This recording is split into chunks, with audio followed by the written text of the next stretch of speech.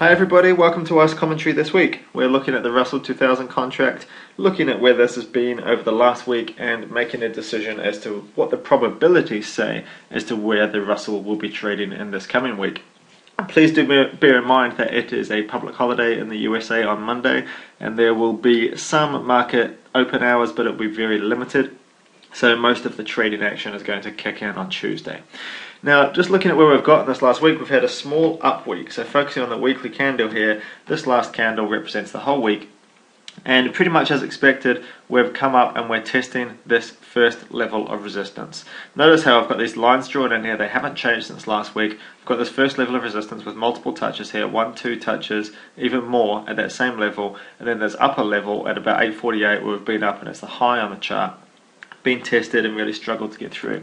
This is the zone whereby we've got major highs on the chart here, and this is the zone where I said last week I will no longer be bullish once we get there. Why am I no longer bullish on that? There's still a strong chance we'll get through. Other markets like the Dow, which we'll look at in a second, are just so strong they just keep on pushing up. But until we get through that level now, there is too high a probability that it will fail for me to remain bullish and to remain long. So for me now, more neutral to slightly bearish on the Russell, and it's not so much that I don't think it will get through there, it's rather that I would rather not have my money on the line until it has got through and proven its strength. There is just too high a chance of a pullback across a range of markets as well. I'm not basing that purely on support and resistance, I'm looking across a range of markets. So my preferred trade here would be to look for a turnaround and look for a chance to get short, while if price breaks up through there, I'm happy just to let it do that on its own and then to assess it, any pullback, if it breaks up through this kind of 835 to 850 level and then pulls back into it, then that could give me a nice trading opportunity. I'd just rather be cautious around that level until we see exactly what happens. Let's just look at higher time frames as well, so we'll go to monthly chart. This has just got overextended, so very much like we've discussed before, we're coming up to this previous high, major high on the chart, and it's got very overextended, a long way from its moving averages, and it needs to pull back sometime. So now it's just looking more and more. Think of this like like when you throw a ball into the air. When you throw a ball up into the air, some people can throw it really high, but one thing's for sure, the ball will come back to the ground. One thing is for certain, that price is coming back to its moving averages. We just don't know when. It could go a lot higher, but it will come back. The snapback has to come.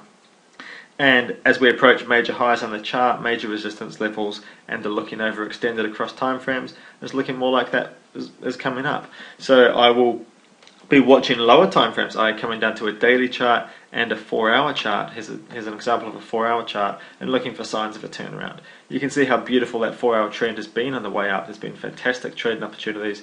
Now I'm just being very cautious, more neutral, like I said, to slightly bearish until we see what happens there. Just quickly looking at the other markets, because as well as looking at the Russell, we need to look at these other major index markets for any signs of a turnaround. And if we just come and look at the Dow on a weekly, it's really storming away. It's just had, what is this now? 1, 2, 3, 4, 5, 6, 7, 8, 9, 10, 11. So in the last 12 weeks, we've only had one ever so slight down week. Just one little tiny down week here. That's an example of an overextended market. It's moved a long way from the averages. It's just due a pullback. I'm not trying to pick tops here. I think that the markets will remain bullish for the rest of this year. I just think that we're overextended and it's not a sensible place to be buying stocks or to be buying indices. I'd rather wait now for the pullback. We do, however, not have a lot of resistance coming up. We've got a little bit we had in around these levels, but we've broken up through that now. So we're really, there's a possibility of getting up to 12,700 before we run into any more trouble there on the Dow. Just having a quick look at the others as well. So looking at the S&P. On the S&P here, very similar situation. We have price now, coming up, approaching resistance, but still still a fair way away from it. So a good chance of price getting up into that level before a pullback. However, it's approaching those levels now, and a pullback can occur at any time as we get overextended there from the moving averages. And lastly, just having a little look at the Nasdaq. The Nasdaq, interestingly, the only one that showed any sign at all of a slight pullback with an ever so slight down day just on Friday, but just very early days because this is such a strong uptrend. However, notice here as price is making higher highs, how the indicators, especially this RSI and MACD here, they're failing to make new highs.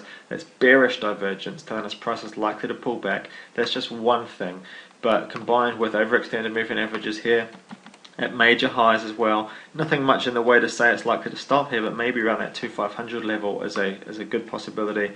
And then again, coming to the monthly chart, just quite simply a long way overextended and due a bit of a snapback. So I'm looking for that snapback to come.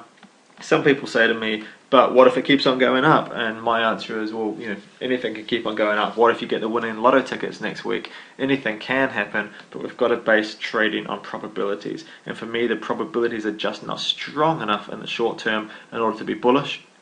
And I'm happy to be wrong on that. I'm happy to miss out on a trading opportunity if the markets do keep on going up. I'm more than happy if they do keep on going up, because I will still look for entries very soon after they break through those key levels on the Russell. Just right now, it's too overextended. I'm expecting a pullback. I wouldn't be surprised at all if that pullback happens this week. I'll be watching the markets closely to see if I can get a little shorting opportunity on the way back down before getting back in as soon as I see a sign of a decent enough pullback having occurred and a turnaround to resume back into that longer term uptrend, which, as I say, I expect to continue for a good part of this year until the charts tell me otherwise. Hope that helps everybody. Happy trading. Have a wonderful day off on Monday for those of you in America, and everybody else enjoy a day off from trading, and I'll speak to you guys next week.